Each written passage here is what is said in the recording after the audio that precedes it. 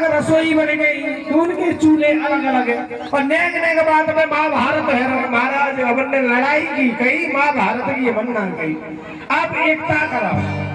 नारद जी जैसे आए तो दोनों अलग अलग बैठे, रूठे राठे। जैसे ही पतिदेव आए, जैसे ही नारद जी आए तो पतिदेव उठ के खड़े, गुरु जी प्रणाम, तुमने सही कही, मेरी ससुराल में ना बहुत बुरी है, क्या सू गई आते हैं ब्याह करते। जैसे जैसे कहा तो पत्नी भी नाराज हो खड़ी हो गई। गुरु जी एक बात बताऊं मैं से, नहीं तो मोटे कही कि मैं पति नमक की बीमारी है, और मैंने जी चाट के नहीं चेक करे भाई इतना तो मुझे सुगैया कह रही है। नारद जी ने दोनों को समझाया, अरे रुक जाइए रुक जाइए।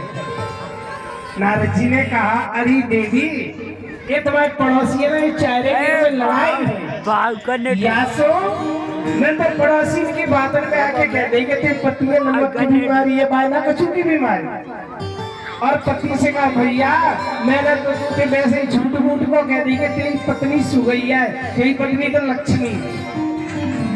भैया ये सुगैया बुगैया कछू है।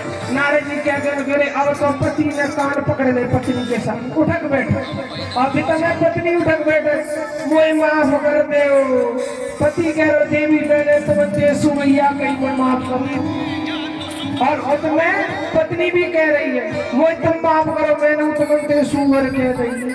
दोनों एक दूसरे से माफी चाह रहे। देखिए मेरी भैया एक बात कहूं मैं, यहाँ एक बात आती है, कभी भी दूसरों की बातों में आकर अपना घर नहीं बिगाड़ना।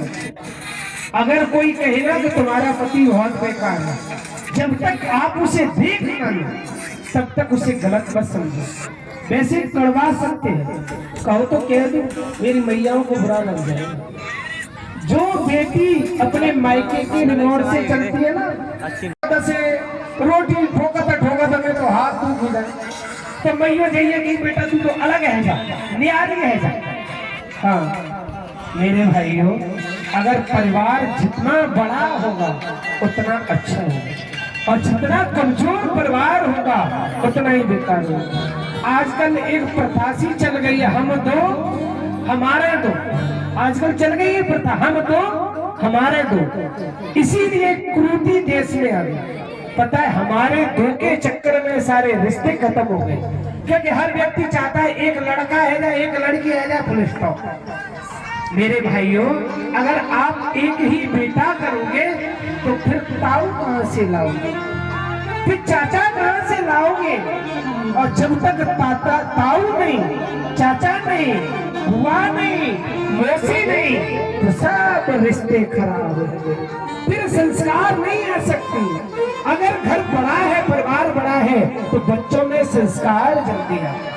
आजकल आप देख लेना, जिनके एक बेटा होगा ना, 100 से 70% वो एक बेटा बिगड़ जाएगा, और जिनके 4-5 बेटे होंगे, नहीं चलो एक बिगड़ जाएगा तो 4 तो सही, 2 बिगड़ जाएंगे 3 तो सही है, 3 बिगड़ जाएंगे 2 तो सही है, कम से कम तुम्हारा कुल तो नहीं बिगड़ेगा। इसलिए मैं निवेदन कर दूं मेरे भाइयों, हम दो हमारे दो के चक्कर में मत पड़ो, हम दो और हमारे 4। हाँ देखिए, कोई किसी के भाग्य से नहीं खाता। कुछ कहते महाराज महंगाई है, भैया पहले के जमाने में तो 5-5